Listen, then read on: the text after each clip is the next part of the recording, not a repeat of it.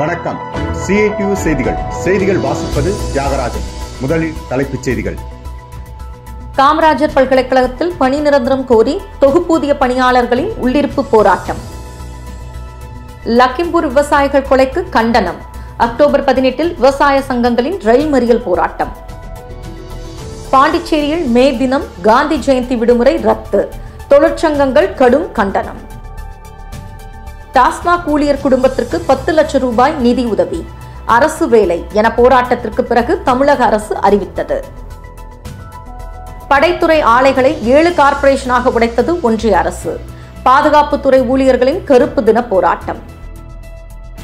கும்பகோணம் அருகே தலித் இளைஞர் சாதி ஆணவ படுகொலை. தீண்டாமை ஒழிப்பு முன்னணி கண்டனம். சாலை மறியல். இத்தாலியில் அரசின் மக்கள் விரோத கொள்கைகளுக்கு எதிராக தொழிலாளர்கள், வாலிபர், மாணவர்கள் பங்கேற்ற வேலை நிறுத்தம். சிறப்பு ரயில்களை இயக்கி லாபம் பார்த்த மோடி அரசு. 113% அதிகரித்த பயணிகள் ரயில் வருவாய். விமான நிலையங்கள் ஏலத்திலும் மோடி அரசு சலுகை. 1330 கோடிக்கு 500 கோடி மட்டுமே கொடுத்த அதானி.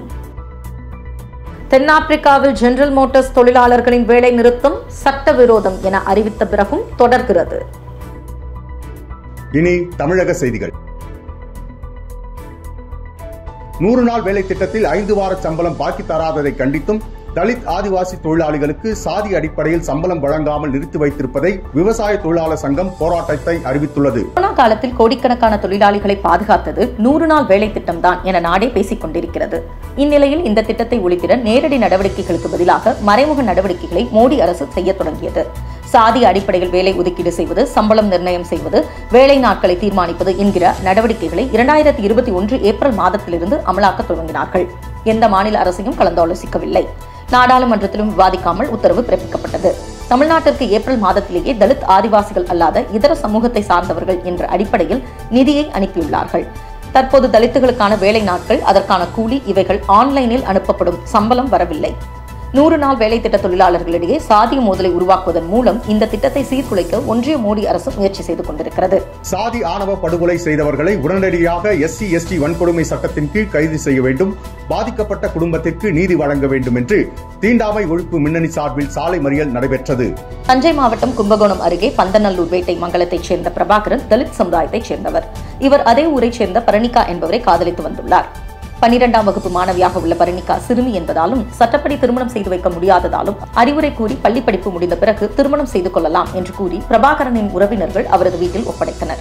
இந்நிலையில் பிரபாகரனின் நண்பர் கார்த்தி அக்டோபர் 9 அன்று இரவு வஞ்சகமாக பேசி ஆள் நடமாட்டம் இல்லாத பகுதிக்கு அவரை அழைத்து வந்து பரணிகாவின் தந்தை மணிகண்டனும் கார்த்தியும் ஒன்றிய கவுன்சிலர் சீதாபதி ஆகியோர் பிரபாகரனை கத்தியால் குத்தி கொலை செய்துவிட்டு தப்பிவிட்டனர். பிரபாகரனின் தங்கை பிரியங்கா அளித்த புகாரின் அடிப்படையில் கார்த்தி மற்றும் பரணிகாவின் தந்தை மணிகண்டன் கைது செய்யப்பட்டனர். சாதிய வெறியரான ஒன்றிய கவுன்சிலர் சீதாபதி உடனடியாக கைது செய்ய வேண்டும் என கோரி சாலை மறியல் போராட்டத்தில் ஈடுபட்டனர். பணி நிரந்தரம் வேண்டியும் உயர்த்தப்பட்ட ஊதியத்தை திரும்ப வழங்க கோரியும் கடந்த 3 நாட்களாக மதுரை காமராஜர் பல்கலைக்கழகத்தில் பணிபுரியும் 300க்கும் மேற்பட்ட தொகுப்பூதிய பணியாளர்கள் காத்திருப்பு போராட்டத்தை நடத்தினர். மதுரை காமராஜர் பல்கலைக்கழக ஆட்சிக்குழு உறுப்பினர்களால் தீர்மானம் நிறைவேற்றப்பட்டு ஆகஸ்ட் 2021 ஆண்டு ஆகஸ்ட் மாதத்திற்கான உயர்த்தப்பட்ட ஊதியம் செப்டம்பர் 2021 இறுதியில்தான் வழங்கப்பட்டது. செப்டம்பர் மாதத்திற்கான ஊதியம் இன்று வரை வழங்கப்படாத நிலையில் பல்கலைக்கழக நிர்வாக தரப்பில் நிதிநிலை மிகவும் மோசமாக உள்ளதால் உயர்த்தப்பட்ட ஊதியத்தை தற்போது வழங்க முடியாது என்றும் பழைய ஊதியத்தை ஊழியர்கள் ஏற்றுக்கொள்ள வேண்டும் என்றும் கூறி வருகின்றனர். 300க்கும் மேற்பட்ட தொகுப்பூதிய பணியாளர்களுக்கு உடனடியாக பணி நிரந்தரம் செய்ய வழிவகை செய்ய வேண்டும் என்றும் கோரிக்கை வைத்துள்ளனர். பண்டிகை காலத்தில் அவர்களுக்கு வழங்க வேண்டிய உயர்த்தப்பட்ட ஊதியத்தையும் அதற்கான கடந்த மாதம் வழங்க வேண்டிய நிதியினையும் நிறுத்தி வைத்திருப்பது எந்த விதத்திலும் நியாயமில்லை. இவர்களின் போராட்டத்தை வாழ்த்தி மதுரை நாடாளுமன்ற உறுப்பினர் தோழர் சு வெங்கடேசன் அவர்கள், DYFI மாநில செயலாளர் தோழர் S பாலா அவர்கள், SFI மாநில துணைத் தலைவர் தோழர் கண்ணன் அவர்கள் பேசினார்கள்.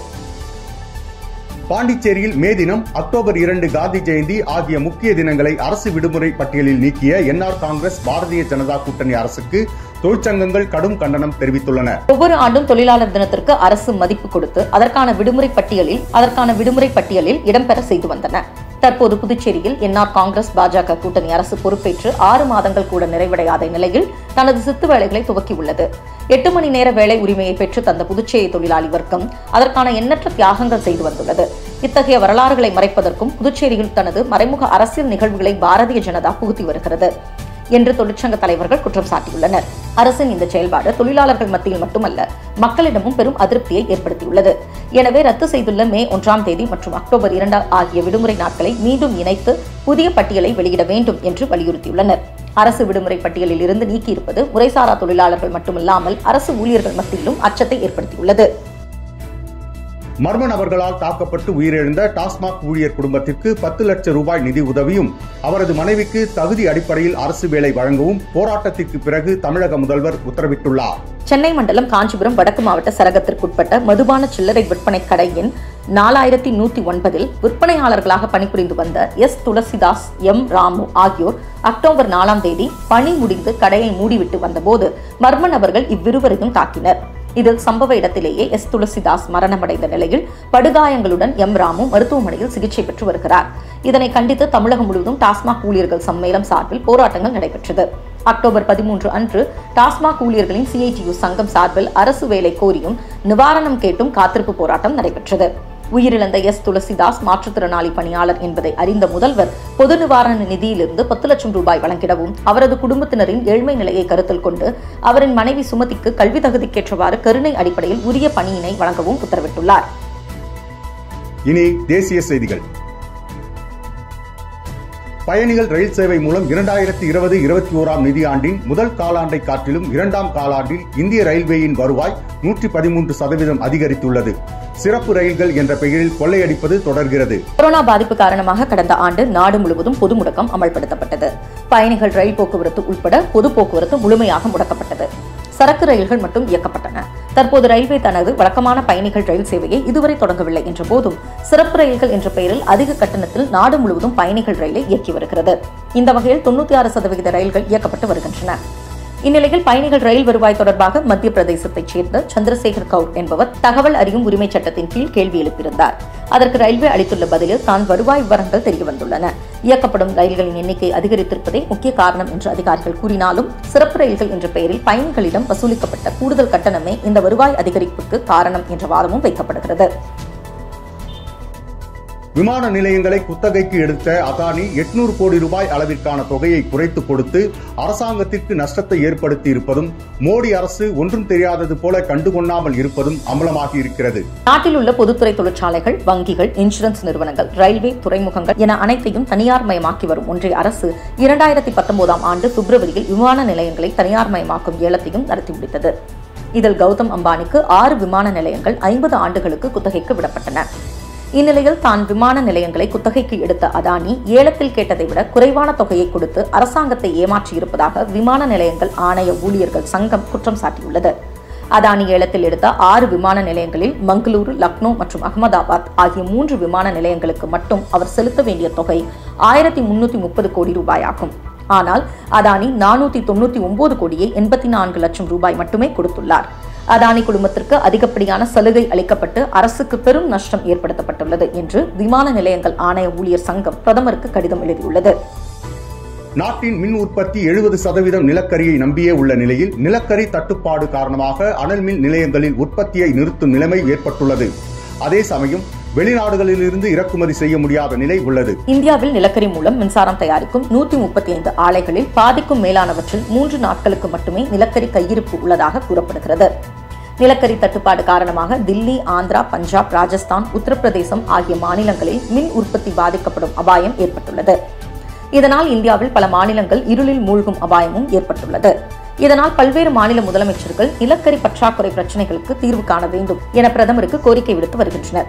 சர்வதேச எரிசக்தி நெருக்கடியால் மாநிலத்தில் நிலவும் அபாயகரமான மின்சக்தி நிலவரத்தை கருத்தில் கொண்டு ஆந்திராவுக்கு 20 நிலக்கரி ரேக்குகளை ஒதுக்க வேண்டும் என்று வலியுறுத்தியுள்ளார். இந்த நிலையில் தில்லியின் மின் அமைச்சகம், BSEL மற்றும் டாடா மின்சக்தி அதிகாரிகள் ஒன்றிய மின்துறை அமைச்சர் RK சிங்கை அவரது இல்லத்தில் சந்தித்து மின் நிலையங்களில் நிலக்கரி பற்றாக்குறை குறித்து பேசினார். ஆனால் ஒன்றிய அரசு புள்ளி விவரங்களை காட்டி தப்பிக்க பார்க்கிறது. பாதுகாப்புத் துறையை 7 கார்ப்பரேஷன்களாக மாற்றி மோடி நடத்தும் துவக்க விழாவை எதிர்த்து 4 லட்சம் ஊழியர்களும் அவர்களின் குடும்பத்தினரும் சம்மேளன அறைகூவலின்படி அக்டோபர் 15ஆம் தேதி கருப்பு அட்டை அணிந்து புறக்கணித்தனர். கடந்த 20 ஆண்டுகால வாக்குறுதிகளையும் ஒப்பந்தங்களையும் சிறிதும் மதிக்காமல் ஊழியர்களின் எதிர்ப்பையும் மீறி கார்ப்பரேட் நிறுவனங்களுக்கு தாரை வார்த்திட ஜூன் மாதம் 16ஆம் தேதி மோடி அரசு தன்னிச்சையாக முடிவு செய்தது. அதனைத் தொடர்ந்து அக்டோபர் 1ஆம் தேதி முதல் தனது முடிவை அமல்படுத்தி ஊழியர்கள் மத்தியில் அளவில்லா அச்சத்தை ஏற்படுத்தியது.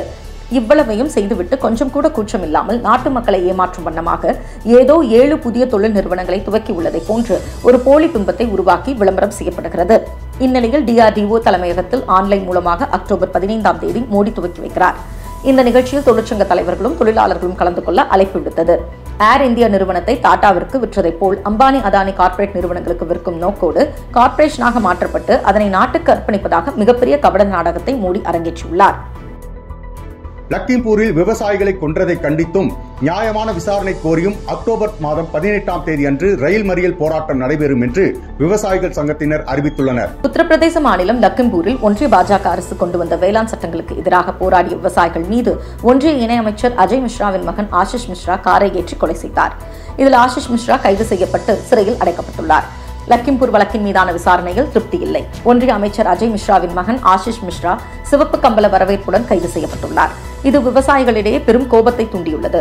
ஒன்றிய அமைச்சர் அஜய் மிஸ்ராவை பதவி நீக்கம் செய்ய வேண்டும். குற்றம் சாட்டப்பட்ட நபரின் தந்தை தொடர்ந்து நாற்காலியில் இருந்தால் இந்த வழக்கில் நியாயமான விசாரணையை எதிர்பார்க்க முடியாது என்று பாரதிய கிசான் யூனியன் தலைவர் ராகேஷ் தியாகத் செய்தியாளர்களிடம் அறிவித்தார். அக்டோபர் 26 அன்று லக்னோவில் பெரிய கிசான் பஞ்சாயத்து நடைபெறும். அக்டோபர் 18 அன்று 6 மணி நேரம் ரயில் மறியல் போராட்டம் நடைபெறும் என்று விவசாயிகள் சங்கத்தினர் அறிவித்துள்ளனர். உலகின் மிக மோசமான பட்டினி கொடுமை நிலவும் 31 நாடுகளின் பட்டியலில் இந்தியா இடம்பெற்றுள்ளதாக 2021ஆம் ஆண்டிற்கான பட்டினி குறியீடு அறிக்கை கூறியுள்ளது. ஆய்வுக்கு எடுத்துக் கொள்ளப்பட்ட 116 நாடுகளில் இந்தியா 101வது இடத்திற்கு தள்ளப்பட்டுள்ளது. ஊட்டச்சத்து குறைபாடு 5 வயதிற்கு கீழ் உள்ள குழந்தைகள் சத்துணவு குறைபாட்டால் தங்கள் உயரத்திற்கு ஏற்ற எடை இல்லாமல் இருத்தல், வயதுக்கு ஏற்ற உயரம் இல்லாமல் இருத்தல், 5 வயதுக்கு உட்பட குழந்தைகளின் உயிரிழப்பு ஆகிய காரணிகளை அடிப்படையாக வைத்து உலக பட்டினி குறியீடு கணக்கிடப்படுகிறது.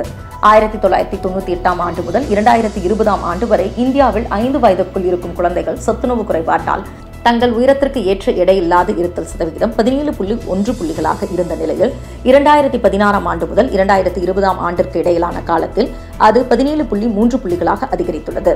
இந்திய மக்கள் தொகையில் சுமார் 15.3% பேர் ஊட்டச்சத்து குறைபாட்டால் பாதிக்கப்பட்டிருப்பதாக அறிக்கை கூறுகிறது. அதே சமயம் பட்டினியை ஒழித்த முதல் 10 நாடுகளில் பிரேசில், சிலி, சீனா, ரஷ்யா உள்ளிட்ட நாடுகள் உள்ளன. இந்த நாடுகளில் பட்டினி 5 புள்ளிகளுக்கும் குறைவாக உள்ளது. 2020ஆம் ஆண்டு 107 நாடுகளுக்கான பட்டியலில் 94வது இடத்தில் இருந்த இந்தியா 2021இல் 101வது இடத்திற்கு போயிருக்கிறது. இனி உலகச் செய்திகள். இத்தாலி நாட்டின் அரசின் மக்கள் விரோத கொள்கைகளுக்கு எதிராக தொழிற்சங்கங்கள், வாலிபர்கள், மாணவர்கள் மற்றும் இடதுசாரி கட்சிகளின் பங்கேற்போடு அக்டோபர் 11 அன்று மாபெரும் பொது வேலை நிறுத்தம் நடைபெற்றது. இத்தாலி நாட்டில் தொழிலாளர் உரிமைகள் மீதான தாக்குதல், சிக்கன நடவடிக்கைகளை திணிப்பது, கொரோனா பொது முடக்கம், அரசு நிறுவனங்களை தனியார் மயமாக்குவது போன்ற நடவடிக்கைகளுக்கு எதிராக போராட்டங்கள் நடைபெற்று வருகிறது. கடந்த சில மாதங்களாக விமானத்துறை, மோட்டார் வாகனம், ஜவுளித்துறை என பெரிய நிறுவனங்களில் கதவடைப்பின் காரணமாக தொழிலாளர்களின் உரிமைகளை பறித்து வெளியேற்றப்படுகிறார்கள். வேலை இழந்த ஆயிரக்கணக்கான தொழிலாளர்கள் வாழ்வாதாரங்களை இழந்து நடுத்தருவில் நிற்கும் அவலம் ஏற்பட்டுள்ளது. ஆளும் வர்க்கமும் கார்ப்பரேட் நிறுவனங்களை நிர்பந்தப்படுத்தி தொழிலாளர்களை காப்பாற்றுவதற்கு தயாராக இல்லை. அக்டோபர் 11 பொது வேலை நிறுத்தத்தின் போது லட்சக்கணக்கான தொழிலாளர்கள், மாணவர்கள், வாலிபர்களின் பேரணிகளால் இத்தாலி நகரங்கள் ஸ்தம்பித்தன. கொரோனா பாதுகாப்பு நடவடிக்கைகள் எதுவும் செய்யாமல் பள்ளிகளை, கல்லூரிகளை திறப்பதற்கு எதிரான போராட்டங்கள் G20 நாடுகளின் மாநாடு நடைபெறவுள்ள சூழ்நிலையில் நடைபெறுவது கவனிக்கத்தக்கதாகும். தென்னாப்பிரிக்க தேசிய மெட்டல் தொழிலாளர்கள் சங்கம் ஊதிய உயர்வு மற்றும் பொது கோரிக்கைக்காக அக்டோபர் 5 முதல் துவக்கிய வேலைநிறுத்த போராட்டம் மற்ற பகுதி தொழிலாளர்களின் பங்கேற்போடு வலுவடைந்து வருகிறது. தென்னாப்பிரிக்காவில் 2020ஆம் ஆண்டு மெட்டல் தொழிலாளர்களுக்கு ஊதிய உயர்வு அளிக்கப்படவில்லை. தொழிற்சங்கத்தின் கோரிக்கையான 8% ஊதிய உயர்வுக்கு தொழில் முனைவோர் கூட்டமைப்பு 4.4% மட்டுமே உயர்த்துவதாக அறிவித்ததை தொழிற்சங்கங்கள் ஏற்றுக்கொள்ளவில்லை. தொழிலாளர்களின் வேலை நிறுத்தத்தின் காரணமாக உதிரி பாகங்கள் உற்பத்தி முடக்கத்தால் கார் உற்பத்தி பாதிக்கப்பட்டுள்ளதாக கார்ப்பரேட் நிறுவனங்கள் அறிவித்துள்ளன. தென்னாப்பிரிக்க அரசும் குறைந்தபட்ச ஊதிய சட்டத்தை மெட்டல் மற்றும் எலக்ட்ரிக் துறைகளில் அமல்படுத்த மறுத்து வருகிறது. இந்த வேலை நிறுத்தம் நீடித்தால் மேலும் பல நிறுவனங்களில் உற்பத்தி முடங்கும் என்ற அச்சத்தால் பேச்சுவார்த்தை மூலம் தீர்வு காண வேண்டும் என்ற நிர்பந்தம் எழுந்துள்ளது. ஆனால் சுரண்டி கொழுத்த கார்ப்பரேட் நிறுவனங்கள் தங்கள் லாப வேட்டையை விட்டுக் கொடுக்க தயாராக இல்லை. போராட்டத்தை ஒடுக்க காவல்துறை ரப்பர் குண்டுகளை பயன்படுத்தி அமைதியாக போராடிய தொழிலாளர்களை கலைக்க முயன்றதால் போராட்டங்கள் மற்ற பகுதிகளுக்கும் வேகமாக பரவி வருகிறது. பிரேசில் நாட்டின் ஜெனரல் மோட்டார்ஸ் தொழிலாளர்கள் மண்டல தொழிலாளர்கள் நீதிமன்றம் சட்டவிரோதமான வேலை நிறுத்தம் என அறிவித்த பிறகும் தொழிலாளர்களின் ஏகோபித்த ஆதரவோடு அக்டோபர் 1 முதல் தொடர்ந்து நடைபெற்று வருகிறது. பிரேசில் நாட்டில் தொழிலாளர்கள் தங்கள் வாழ்வாதாரங்களை பாதுகாக்க நியாயமான கூலியும் வேலையும் வழங்க கோரி போராட்டங்கள் வெடித்து வருகின்றன. போராட்டங்களை ஒடுக்குவதற்கு ஆளும் வர்க்கம் பல்வேறு அடக்குமுறைகளை ஏவி வருகிறது. பிரேசில் நாட்டில் அத்தியாவசிய பொருட்களின் கடுமையான விலை உயர்வால் பணவீக்கம் 10.25% அடைந்த காரணத்தால் 50% மக்கள் உணவு பாதுகாப்பின்றி தவித்து வருகின்றனர். கொரோனா கால உதவி திட்டங்களை பெற்று வந்த லட்சக்கணக்கான மக்களுக்கு நிவாரணங்கள் நிறுத்தப்பட்டுள்ளன. இந்த சூழ்நிலையை தனக்கு சாதகமாக பயன்படுத்திட கார்ப்பரேட் நிறுவனங்கள் தொழிலாளர்களை வெளியேற்றுவது, ஊதியத்தை குறைப்பது போன்ற நடவடிக்கைகளில் ஈடுபட்டன. ஜெனரல் மோட்டார்ஸ் நிறுவனத்தில் ஒப்பந்த தொழிலாளர்களின் ஊதியத்தையும் பலன்களையும் குறைத்து வேலை செய்ய நிர்பந்திக்கப்பட்டனர். இதற்கு எதிரான தொழிலாளர்களின் நியாயமான வேலை நிறுத்தத்தை சட்டவிரோதம் என தொழிலாளர் நீதிமன்றம் அறிவித்த பிறகும் உறுதியுடன் போராட்டம் தொடர்ந்து நடைபெற்று வருகிறது. மீண்டும் தலைப்புச் செய்திகள். காமராஜர் பல்கலைக்கழகத்தில் பணி நிரந்தரம் கோரி தொகுப்பூதிய பணியாளர்களின் உள்ளிருப்பு போராட்டம். லக்கிம்பூர் விவசாயிகள் கொலைக்கு கண்டனம். அக்டோபர் 18 விவசாய சங்கங்களின் ரயில் மறியல் போராட்டம். பாண்டிச்சேரியில் மே தினம் காந்தி ஜெயந்தி விடுமுறை ரத்து. தொழிற்சங்கங்கள் கடும் கண்டனம். டாஸ்மாக் ஊழியர் குடும்பத்திற்கு 10 லட்சம் ரூபாய் நிதி உதவி. அரசு வேலை என போராட்டத்திற்கு பிறகு தமிழக அரசு அறிவித்தது. படைத்துறை ஆலைகளை 7 கார்ப்பரேஷனாக உடைத்தது ஒன்றிய அரசு. பாதுகாப்புத்துறை ஊழியர்களின் கருப்பு தின போராட்டம். கும்பகோணம் அருகே தலித் இளைஞர் சாதி ஆணவ படுகொலை. தீண்டாமை ஒழிப்பு முன்னணி கண்டனம். சாலை மறியல். இத்தாலியில் அரசின் மக்கள் விரோத கொள்கைகளுக்கு எதிராக தொழிலாளர்கள், வாலிபர், மாணவர்கள் பங்கேற்ற வேலை நிறுத்தம். சிறப்பு ரயில்களை இயக்கி லாபம் பார்த்த மோடி அரசு. 113% அதிகரித்த பயணிகள் ரயில் வருவாய். விமான நிலையங்கள் ஏலத்திலும் மோடி அரசு சலுகை. 1330 கோடிக்கு 500 கோடி மட்டுமே கொடுத்த அதானி. தென்னாப்பிரிக்காவில் ஜெனரல் மோட்டார்ஸ் தொழிலாளர்களின் வேலை நிறுத்தம் சட்டவிரோதம் என அறிவித்த பிறகும் தொடர்கிறது. செய்திகள் இத்துடன் நிறைவடைந்தன. வணக்கம்.